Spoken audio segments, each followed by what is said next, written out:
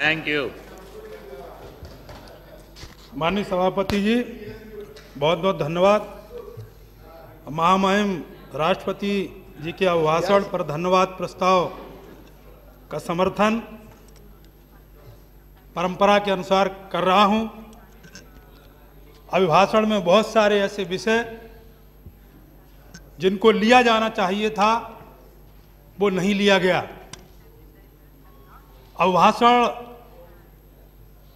पर छोड़ करके और बहुत सारे मुद्दों पर जो चर्चा हुई है, जिसमें हमारे माननीय सदस्यों ने अभी अधिकतर ये विषय बोला है कि रंगनाथ मिश्रा आयोग की सिफारिशें लागू की जाएं। महोदय, मैं कहना चाहता हूं कि रंगनाथ मिश्रा आयोग की यदि रिपोर्ट लागू हुई तो इस देश के एकता और अखंडता के लिए बहुत बड़ा खतरा होगा।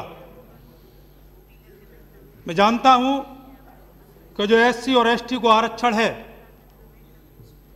यदि स्वतंत्रता के आधार पर ये कहा गया कि यदि धर्मांतरित होता है एससी और एसटी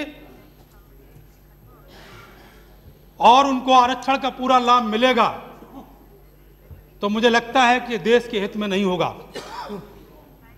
मेरा मानना है कि जो एससी और एसटी के लोग धर्मांतरित होकर ईसाई और मुसलमान यदि आरक्षण के लोभ में बन गए तो ये डॉक्टर अंबेडकर का भी अपमान होगा और संविधान सभा का भी अपमान होगा। क्योंकि जो लोग किसी तरह लोभ में जो एससी और एसटी के लोग हैं वो ईसाई और मुसलमान बन गए, तो वहां अंबेडकर जी का नाम और रविदास जी का नाम नहीं ले सकते हैं। और इसलिए मेरा मानना है कि यदि विकास की बात हो तो जैसा हमारे अभी पूर्व में माननीय सदस्य ने कहा है कि हम उसी को वोट देंगे जो मुसलमानों को आरक्षण देगा, तो ये धमकी जो दी जा रही है, मुझे लगता है इस धमकी के आधार पर इसमें देश और समाज का विखंडन होगा। अध्यक्ष महोदय, मैं चाहता हूं कि यदि आरक्षण की बात हो रही है तो मैं मांग करूंगा कि आयोग दूसरा भी गठित किया जाए, और जिन लोगों को लगता है कि एससी और एसटी को आरक्षण ज्यादा मिल रहा है तो एक आयोग ऐसा भी बनाया जाए कि ईसाई और मुसलमान आदर पूर्वक वो आए और हिंदू धर्म स्वीकार करें और एससी और एसटी का आरक्षण का लाभ उठाएं। ये मेरी मांग है सरकार से। महोदय, देश में बहुत सारी चुनौतियां हैं। उन चुनौतियों में मैं मांग करूंगा कि बहुत गरीब और मजदूर, उनकी संख्या निरंतर बढ़ रही है।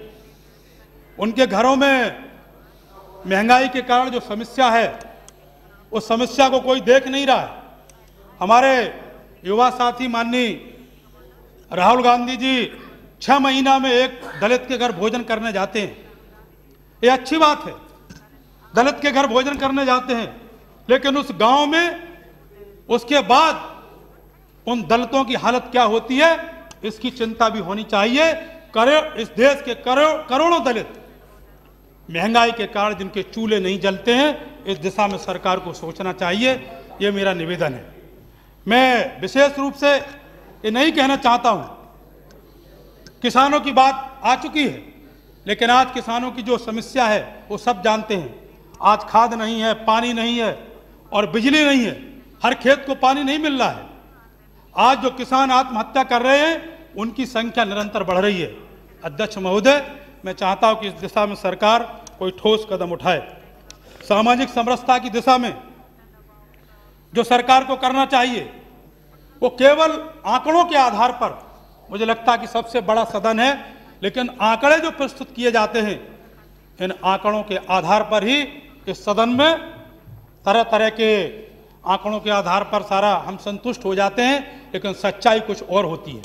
गांव में जाकर के गांव, गली, गरीब, नीचे जो केंद्र और प्रदेश की योजनाएं चलती हैं वो नीचे तक नहीं पहुंच पाती हैं। आम आदमी उनसे वंचित रहता है। इसलिए इन योजनाओं को ठीक से लाभ मिले, ठीक से योजनाएं लागू हों, इसकी भी पूरी तरह सरकार चिंता करे। ये भी मेरी माननीय अध्यक्ष जी मांग है। भारत निर्माण के दिशा में अखबार में बड़े बड़े विज्ञापन आते हैं, लेकिन मैं जानना चाहता हूं कि भारत निर्माण की जब बात होती है, लेकिन अभी कितने गरीब ऐसे बच्चे हैं जिनको भोजन नहीं मिल पा रहा है, कितने पूरे देश में ऐसे बच्चे हैं जो स्कूल नहीं जा पा रहे। हम निर्माण के लिए भवन निर्माण हो रहे हैं और सारे निर्माण हो रहे हैं, लेकिन हम देश के भविष्य के निर्माण की जब बात करते हैं, भाषण देते हैं कि हम बच्चों को जब बोलते हैं स्कूल में जाकर के कि ये हमारे देश का भविष्य है, लेकिन वो बच्चे स्कूल में जा रहे कि नहीं जा रहे, उनको पर्याप्त शिक्षा ठीक से मिल रही कि नहीं मिल रही, इस दिशा में भी चिंता करने की मैं अध्यक्ष महोदय सरकार से मांग करता हूं। कीजिए, अभी बहुत है, 7 स्पीकर है। माननीय अध्यक्ष महोदय, जहां तक SC/ST के आरक्षण की बात हो रही है, तो मैं ये भी कहूंगा कि बहुत सारे पद अभी भरे नहीं गए, और जो अभी हमारे एक साथी ने जो आंकड़े दिए थे, मैं मानता हूं कि बहुत सारे ऐसे विश्वविद्यालय और डिग्री कॉलेज हैं जिसमें अभी शिक्षकों का अभाव है, तो मैं चाहता हूं कि उनकी भी भरपाई पूरी हो। अध्यक्ष महोदय, अंत में मैं आपसे यही अनुरोध करूंगा कि जो महम राष्ट्रपति जी ने एक सरकार का जो चित्र प्रस्तुत किया है जिन योजनाओं का, वो योजनाएं पूरी हों, अन्यथा तो हर 6 महीना बाद ये हमारे सामने इसी प्रकार के प्रस्ताव आते रहेंगे और हमारे सामने आंकड़े आते रहेंगे, लेकिन हम जहां के तहां बने रहेंगे।